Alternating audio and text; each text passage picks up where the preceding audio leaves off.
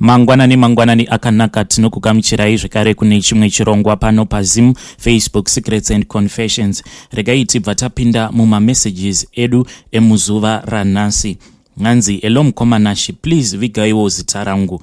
Ndinokumbirawo kubvunza, like I am dating Mukomana Wangu and ndine situation iri kundinetsa relationship yangu. Mukomana Wangu uyo anoti kwandiri no bonde until tazoroorana, yet anogara achiti kwandiri uya kusleep over. And if I go there, kana tava kunorara, anobva ati kwandiri bvisa hembe tobva tarara takashama. Kana tarara takashama kudaro, anenge achikubata usiku hwose achikupa romance. Kana ukamuudza kuti zvauri kundiita izvi unofunga kuti handizoiti mafeelings here, if you say that, anobva atotsamwa obva atanga kuti saka hauna kuzvibata, unokwanisa kuzondichita kana ndakuroora, I can't trust you anymore. Kunyangwe akakubata sei, anoda kuti iwewe usarakidza kuti pane chauri kunzwa. Ndaimbozama kushinga, but now zvava kundidya mumwoyo mangu. Like this past weekend, akati uya kumba kwangu, ndikabva ndaenda kumba kwake. Saka ndichisvika akabva ati kwandiri usabika, don't do anything, I will cook for you nasi. Ndokubva atanga kubika, but takazoti tava kunodya, kunonwa fruit juice, raiva riine kamwe funny taste so, but he said sorry, ndashandisa a dirty water glass. But after ndanwa drink riya, ndakangotanga kunzwa kuti no man, ndava kunzwa this feeling yekuda bonde zviya zviri overdose. Ndakabva ndamuudza zvose zvandainge ndichinzwa, ndokubva atanga kundibata like always, but akabva ati no bonde usiku hwose Mukomanashi, munhu achingondikanyanga. Apa iwewe unenge usina chawakapfeka, but iye anenge akapfeka shorti kana kutoti jean trousers pese paanenge achikuita romance yake iyoyo. Saka ndakazosvika pakumuti ndava kupindwa nechando, since nguvai uchingondibata, iye ndokubva atoita hasha, ndokubva andipushira. Saka paakandipushira kure, ndakabva ndanodonera pasi, ndo paakazotanga kuti sorry, I was just testing you kuti hausi hure here. The following day, iye akabva abuda achienda kubasa kwake. Then ndakazoti ndava kutsvaira mumba, I saw kuti paiva nechimwe chicontainer chemapiritsi ebonde, but ainge ari mapiritsi evanhukadzi, meaning kuti ndo zvaanondiita, anopota achindisira mapiritsi iwawo mumvura kana kuti mujuice, but obva ati I am just testing you kuti hausi hure here. Mukoma, I feel like ndiri kuitwa abuse, ndoitawo sei? Muna August tiri kufanira kuti tinge tichidzokera kuZimbabwe, but now ndava kutya kuroorwa naye, asi ndiri kutya kuita maparents angu let down, because ndiri munhu wekuti ndakamitiswawo ndichiri kuchikoro, ende ndakabva ndadisappointa amai vangu after I got pregnant. Saka now I feel that this is my chance to do them good, but I am going through hell. Zvinhu zvacho soka, mari yacho yekuti ndiroorwe iripo, asi yakamoneredzwa ikabva yaiswa mune rimwe zambia rered. Zambia iri rered rine print yeshumba. Pandakamubvunza, iye akabva ati kwandiri ndiri muvhimi, saka ndinofanira kunge ndichizivisa vari kumhepo kuti iyi imari yekuroora. I can't understand why ari kundishungurudza kudai mupfungwa dzangu, and ndiri kuonda each and every day nekuda kwekufunga. But iye akabva aburitsa mashoko ekuti saka waida kuita bonde neni iwewe uine AIDS. Ndakabva atanga kuseka achiti I was just joking with you, but zvakabva zvandirwadza mumwoyo. Izvezvi akaburitsa motikari via bank, brand new car, but Mukomaka, mota iyoyo takati tichienda kuDurban yaingoti kana ikafamba yobva yadzima, kana ikafamba yobva yadzima. Munhu kwava kuburuka mumotikari. Apa pacho patainge tiri painge pakaita pasango. Munhu ndokubva aburuka mumotikari. Ndikati maybe zvaaburuka mumotikari ava kuda kufonera vana makanika, but akabva adzoka akabata shamu, ndokubva atanga kurova fortuna yake nyowa neshamu, ndokubva arasa shamu iya, ndokubva apinda mumotikari, ndokubva atanga kudriver. Takati tava kuDurban ndaisatombobvumidzwa kuti ndinge ndichibuda panze. Ndakaita 2 good weeks ndisingazive kuti ndiri kupi, asi ndaingonzwa kuti kuno kwandiri kunofanira kuri kumasuburbs because kwaiva kuine noise shoma. Imba yacho mukoma yaisava nemagetsi kana chii. Iye ndiye aizoti kana odzoka paya paaizodzoka aidzoka akabata zvematakeway zvesteers, but ainge achinhuhwa mushonga uku akanyorova. Kunomubvunza kudai aibva ati tazonoitira business meeting redu kugungwa nemabusiness partners angu, ndokusaka ndakanyorova. Pati ke kokunhuhwa mushonga uku I don't even understand. Takaenda kuDurban huri usiku tikadzoka huri usiku, so I never saw Durban kwakachena. Ndakaremerwa mukomana wangu uyu takangosangana zvakanaka muchurch, but iye akabva ati church iyi haina Mwari mukati. Now tava kupinda yake church yaakasarudza iye. Handidi zvangu kutaura mazita echurch, but I thought kuti finally zvangu zvainge zvaita, but hey, ndazobikwa manje neBP. Ndakamuudza kuti zvandava kunzwa munyama dzangu semunhukadzi akamboitawo nhumbu before. Mwana this time kana ndikamutakura ndinokwanisa kunofira mulabor because of BP, but iye anongoti kuda kwako kuita BP nemari yandiinayo ungaita BP yekuti handisi kupota ndichikupa bonde, saka uri hure zvakozve. Patakaenda kwacho kuDurban akanditi rongedza kamonaki and all of your toiletries. Ndikabva ndaita sekudaro, but ndakadzoka ndisina kana hembe kana 1 zvayo. Hembe dzangu dzose dzakasara ikoko kuDurban, including zvipfeko zvangu zvose zvemukati zvakasara kuDurban ikoko. Now I am so scared, vanhu vaMwari, kutaura chokwadi kwakanaka. Tichisvika akabva ati it is too late kuti unge uchiburitsa hembe dzako mumotikari. Zvauchaita uchazoburitsa monaki rako mumotikari mangwana.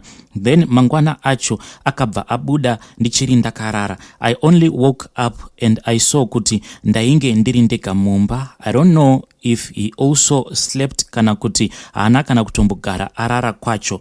Paakazodzoka akangopinda mumba akabva ati sorry baby, bhegi rako rabiwa, but ndakutengera dzimwe hembe, ndokubva atonyarara. No explanation, no what. Haana kana kumbondiudza kuti bhegi rangu rainge rabiwa sei mumotikari make.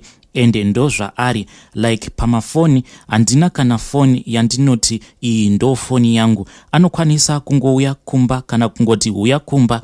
Kana ndaenda kumba kwake ndobva ndanzi bvisa masim cards mufoni mako, anobva atoti ndakutengera imwe foni. Ndikamubvunza kuti ko information yangu ndoita sei nayo iri mufoni imomo, anobva ati imwe information yaunoda ndeipi. Obva atokutorera foni yaanenge akakutengera yekudhara, obva akupa imwe new phone. My life is not stable. Emotionally I am damaged, mukomanashi. Pandakada kutaura naamai vangu about zvipfeko zvangu zvemukati nehembe dzangu monaki rangu rainge radisappear mumotikari make patainge tiri kuDurban, iye akabva ati wava kuda kundivenganisa nehama dzako. After that incident inini kuti ndinge ndichiudzawo amai vangu kuti ndo zvakaitika, I could not do that because amai vakabva vatondifonera vachindituka vachiti ko uri kutukirei murume wako, auzivi here kuti murume wako uyu anokuda, because izvezvi andifonera ende anga achichema pafoni ipapo. Inini kuti ndinge ndichiexplainawo my own side of the story, it was too late for that. After that incident akabva aenda akabva atora imwe motikari via bank again, ndokubva apa bhodhi vangu. Saka support kwekuti ndinge ndichiiwana pari zvino handitomborina, mari chaiyo handina. Ndanga ndambotaura nasamaita vakabva vati ndinge ndichiuya kuZimbabwe, asi kushanda handibvumidzwe kuti ndinge ndichishanda. Ende kuenda kusleep over kumba kwemukomana wangu uyu, it's not like ndinogara kure naye, anotondirentera an apartment, and apartment iyi iri padhuze nepamba pake, but akati umwe neumwe ngaagare kwake because ndo zvakanyorwa muBhaibheri. I am just an emotional wreck. I have nowhere to turn to. I was hoping kuti kana August yacho ikasvika akandiroora, maybe the situation will change. Akatosvika pakurasa ID yangu this other day achiti wanditsamwisa. I feel lost mukoma, handichaziva zvekuita. Hey, vedare ndo message yandakatumidzirwa nemwanasikana uyu. Hey, zvakangoma hazvo veduwe. Please ngatitaurei naye mucomment section. Regai tibva taenda panyedu inotevera.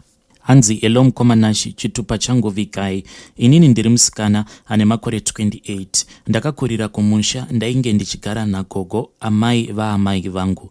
Ndakakura hangu zvakanaka, handishori kana musikanzwa chaiwo ndainge ndisina. Ndakazotiwo ndapedza kunyora form 4 yangu. Ndakabva ndaendawo kuChinhoi uko kwainge kuchigara cousin sister yangu.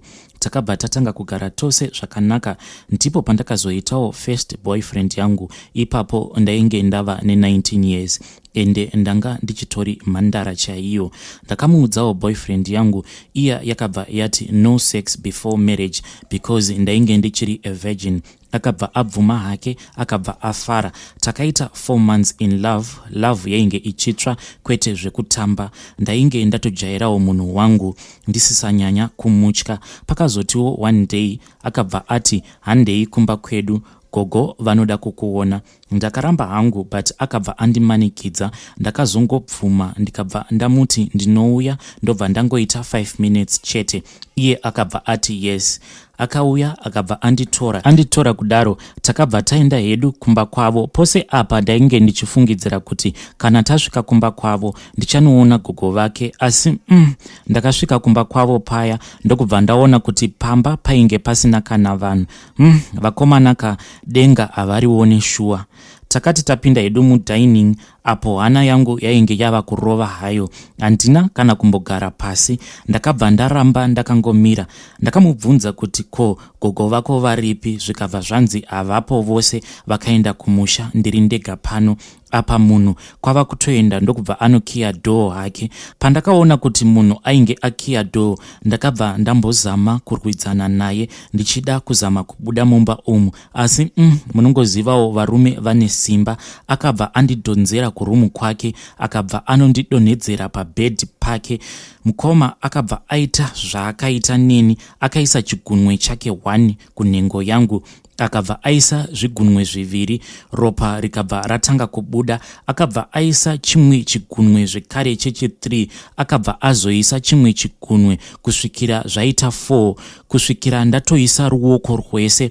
Apa ndaingochema, misodzi ichingoyerera. Mweya wangu wakatosvika pastage yekuti wainge wava kuita sekunge waida kutoenda. Kana kufema ndainge ndichitadza cause ndainge ndakavharwa muromo wangu nepilo. Ropa rainge rakazara pabhedhi, zvese nedress rangu rainge rakazara neropa. Akabva anotora bhaketi remvura, akabva ageza maoko ake, akabva ati kwandiri, chisimuka uende kumba kwenyu. Ndakamboda kuramba but akabva atanga kundirova. Ndokubva ndazobuda mumba mavo, ndokubva ndazoenda hangu kumba kwedu. Ndainge ndichingochema. Kufamba kwacho ndainge ndichitadza, kwainge kuchindinetsa.